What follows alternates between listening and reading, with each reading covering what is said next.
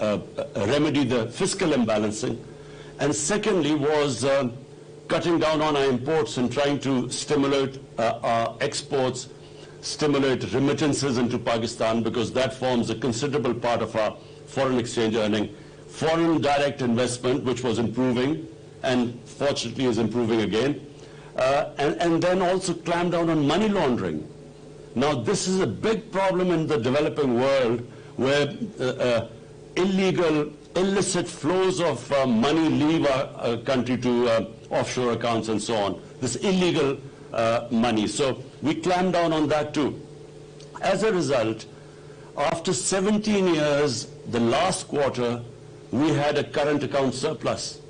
This is after 17 years, so this was a big achievement, and which reflected on the stability of our currency, because we have, our currency is now floated and it's on a market-based exchange rate.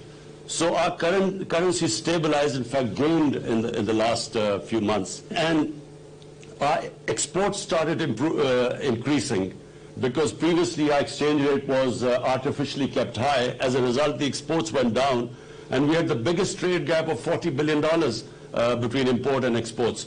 So our exports started improving. We also gave incentives to the export industry, to the industry in general.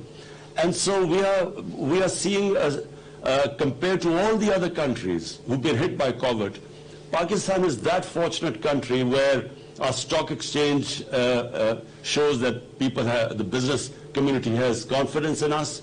Our exchange rate reflects that. We have now cement sales are highest in our history, which means that the construction, the incentives given to the construction sector have worked. So the construction sector is on the move, which means more employment. Our textile industry at the moment is running full. The hub of our the city which is the hub of the textile industry, Faisalabad, they're short of labor right now. So the measures we took first stabilized and now are heading in the right direction. Of course, I say this because we do not now know, and we are praying that the second wave of COVID does not really make us take those measures which affect this right trend, the country which is heading in the right direction. That CPEC is not exclusive to just China. CPEC is, first of all, it started with connectivity. It was a transport, a road network which connected various areas in Pakistan. Secondly, it was about power generation. We were short of power, so we needed power generation, to fuel the growing population and the growth rate.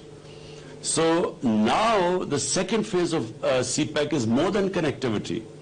It is special economic zones which we are opening up, and with special incentives there. It is about agriculture, where we really need help from China, because their productivity in agriculture is much higher than in Pakistan. And it's about also these technology institutes which we want help from China because of digitalization of Pakistan, improving our e-commerce. So we need skilled labor for that. So that's also part of CPEC. But mainly it is about connectivity. It connects Pakistan to China, which is one of the biggest markets. It is also, you talked about the railway. First time in Pakistan's history, we are modernizing a railway. And it will completely revolutionize railway travel in Pakistan, which is called the ML1. And it connects Karachi right up to Peshawar. And the next phase, we want to connect it right through Afghanistan to Uzbekistan. So it will connect us to China. And also, we hope that there will be an east-west. Unfortunately, with India right now, we have a problem. And we hope that this will change with a new government, which is a moderate government. We have where we can resume normal relationship with India. But with Iran, if sanctions are lifted there, we then have a north to south, east to west connectivity, and Pakistan's special strategic location connects it to the biggest biggest markets, as well as the energy corridor. So we are really very well placed, and CPEC is a great opportunity to now move forward from here And as I said, it's not exclusive to China. Anyone can become part of the CPAC. The key for us right now is Afghanistan. It's after a long time that there is a prospect of peace. For some reason, there were attempts for a military solution, and here's someone who kept saying that there was never going to be a military solution. Finally, the peace talks started, and Pakistan played a huge part in getting the Americans and the Taliban to sit on a table. And then it played another very difficult to get an intra-Afghan dialogue going. Now, unfortunately, the level of violence is growing in Afghanistan, and this is of concern to us because we believe that peace in Afghanistan has huge dividends, first of all to the people of Afghanistan, but then to people of Pakistan. It connects us right up to Central Asia, and as you quite rightly said, Central Asia has this huge untapped potential, which will be of great benefit to us and to Central Asia if they can connect right down. They're landlocked, and they can, through Gwadar, they can be connected to the world. So the great hope here is that these talks succeed and there is peace in Afghanistan. And apart from anything else, the tribal belt of Pakistan, the strip of land adjoining Pakistan and Afghanistan, they were devastated by the war on terror. And the best way to rehabilitate and to give employment to the people there is if there is peace in Afghanistan, and the adjoining areas will benefit the most from trading and connectivity. If someone asked me what was President Trump's greatest achievement, for me it is this resumption of the Afghan peace process. I feel that it was a great achievement of his because he literally forced this peace process to take place.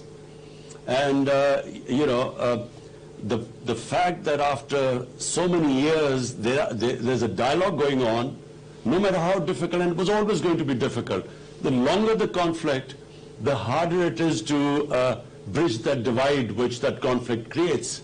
So I feel that President Trump did a great job here, and I'm convinced that President-elect Biden is not going to reverse this because there is no other solution. I mean, there is only one way forward. You can't have a conflict going on for 19 years and no result and expect that you keep doing the same thing over and over again and you expect a result in the next 19 years. So therefore, I think everyone will be trying to push this peace process. Let me just say one thing, that, we see our government as a facilitator, to facilitate the private sector. We believe that, the government's job is not to actually come into business, except in certain crucial areas. But in this field, we really believe that it's the private sector that needs to be encouraged and facilitated. So the answer is yes, this is the future, public-private partnership. And the sectors you mentioned are extremely important: agriculture, governance system, because the efficiency in governance system comes with e-governance. And we have actually set ourselves deadline when we want all our government departments to be on e-government rather than the old paper pushing. Pakistan's retail sale is almost around 125 to 130 billion dollars. It's a huge market, 220 million people, young population. More than me telling you, I would like you to tell Dr. Hafiz, what are the sort of things you want us to do? How do we encourage people like you? Because, and you mentioned groceries, this is something which really we have been working on in the past 4 or 5 months because of our food inflation. And we want somehow to encourage wholesale or where the retail can get directly stuff from the farmers so that we can, the consumers can get low price groceries. And this has been a discussion going on within our government. But we would love you to give your point of view And Dr. Hafiz, since he heads the committee which looks at food inflation on a weekly basis, he knows all about the efforts we are trying to make to somehow bring down the cost of vegetables and groceries. So we would really love you to give your input in this. We want three things. Number one, we want the actual farmers to get paid more, because at the moment they do not get paid much. The middleman gets most of the money. So the one who works hard, number one, we want him to get paid more. And secondly, we want the consumers to get a lower price. And thirdly, we would want our products to be graded. Problem is, this is, Pakistan has some of the best fruits and vegetables in the world. Problem is, because we don't grade them, we cannot market them, we can't export them as well. So, you have that expertise, so we would love to have that knowledge from you. And this government would really encourage any automobile investors in this country and especially who can export from Pakistan. So who can, manufacture the automobiles here and then export. And we have given a series of incentives for them. And in fact, there has been a growth, post-COVID, there has been a growth in the sales of motor cars in Pakistan. And secondly, we have also just come up with an electric vehicle policy. So that also we are encouraging right now, bearing in mind this government is very conscious of the environment and the global warming and climate change. We have taken various steps. And one of them is that we are now encouraging electric vehicles to be made in Pakistan. What 28 paces in the ease of doing business we've improved in 1 year. I can just say one thing, that in Pakistan, in 60s, we were a model for the developing world. Pakistan was industrializing quicker than any other country in Asia. And Pakistan was given example of success. Unfortunately, 70s we went the other way. We became more a socialist country, and so profit making almost became a crime at one point, which is sadly what happened in those days of where there were two camps, capitalism and communism. So we went that way in 70s, and that choked our industrial development. This is the first government in Pakistan since 60s which has made it a point that we want to make profit making easy for people.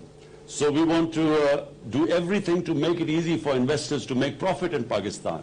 And so as a result, we are trying to remove all the impediments that were in the way of profit making. So that means dealing with regulations, with red tape, all the problems we were stuck with. And so we are moving in that direction, and it is reflected now, and especially in our construction sector, because that's one sector where 30 industries are attached to it. So once that gets going, the other 30 industries all start moving up. And that is where it has taken us almost a year to remove all the impediments that were in the way of the construction sector. And that's what we are trying to do in the small and medium industry. And Dr. Hafiz will tell you in the capital markets all the reforms that they're trying to make. So this Pakistan, the current Pakistan of the 220s, is all about creating wealth by industrializing, by making it easy for industrialists, and then using that wealth to lift up people out of poverty. And it's actually a model which China followed. Our biggest problem right now in Pakistan has been very expensive energy. We unfortunately, the sort of power generation contracts we signed in the past, the cost of that generation is unfortunately so high that we are almost 25% more expensive, producing more expensive energy in Pakistan compared to our competitors like Bangladesh and India. And I mean 25% more expensive energy to industry. And therefore it has actually impeded our industrialization, which means wealth creation, and which means our inability to sort of raise people out of poverty or even to pay our debts. So therefore, our biggest challenge has been now to provide affordable energy to our industry. जनाब वज़ीर-ए-आज़म इमरान खान का आलमी इक़्तिसादी forum के तहत Pakistan strategy dialogue से खिताब आपने मुलाहिज़ा किया। उनका कहना है कि पाकिस्तान दुनिया के मुकाबले में स्मार्ट लॉकडाउन हमने लगाया पाकिस्तान में, और लॉकडाउन के साथ साथ मजदूर तबके के मफादात का ख्याल भी रखा।